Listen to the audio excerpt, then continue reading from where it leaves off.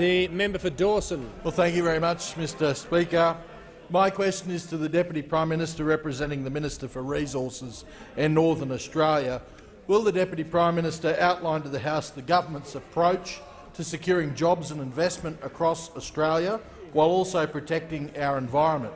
Is he aware of any threats to critical investments such as the Carmichael mine, delivering much-needed jobs and economic development in regional Australia? The Deputy Prime Minister has the call. Thank you very much, Mr Speaker, and I thank the honourable member for his question, Adelaide. because we know how important the Carmichael mine is.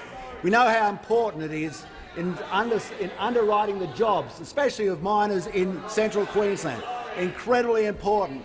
And it's incredibly important that we stand behind this $16.5 billion project, because we need to drive jobs into that area.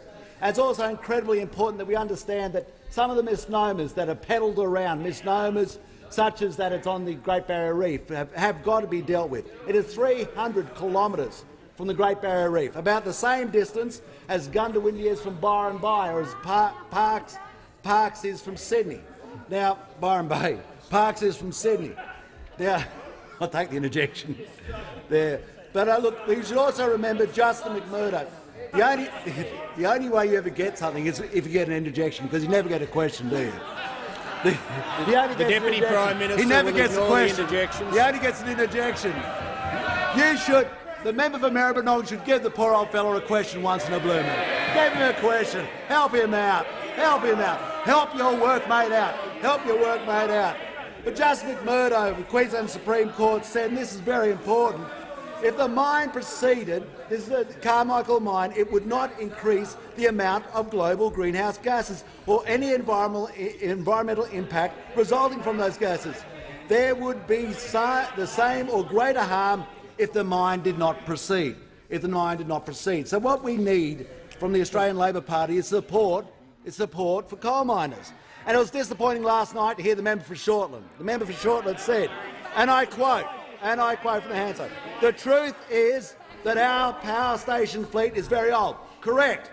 And then he goes on the next paragraph to say, "The replacement is very unlikely to be new coal-fired power."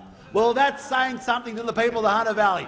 Well, that's saying something to your colleagues in the Hunter Valley. When are you going to stand up for the coal miners of the Hunter Valley? When are you going to stand by the miners of the Hunter Valley? When are you going to start believing in the miners in the Hunter Valley? When are you going to stand up for them? When are you going to change the policy of your party and stand behind the Carmichael mine? Stand behind the Carmichael mine so that you can once more, the Labor Party can start standing up for blue-collar workers. Start standing up for blue-collar workers. Start believing in blue-collar workers rather than believing in Balmain. I mean, Balmain's fine. Balmain's fine. Coffee shops are fine, but coal mines are all right too. We stand behind coal miners, and we look forward to the Australian Labor Party and the former head of the AWU, who turns his back on coal miners, and the camera's fair square on the back of your head as we speak. Turns your back on coal miners to turn around and start believing in their core constituency. And whilst you're at it, give the member for Grainer a question. For God's sake, help him out.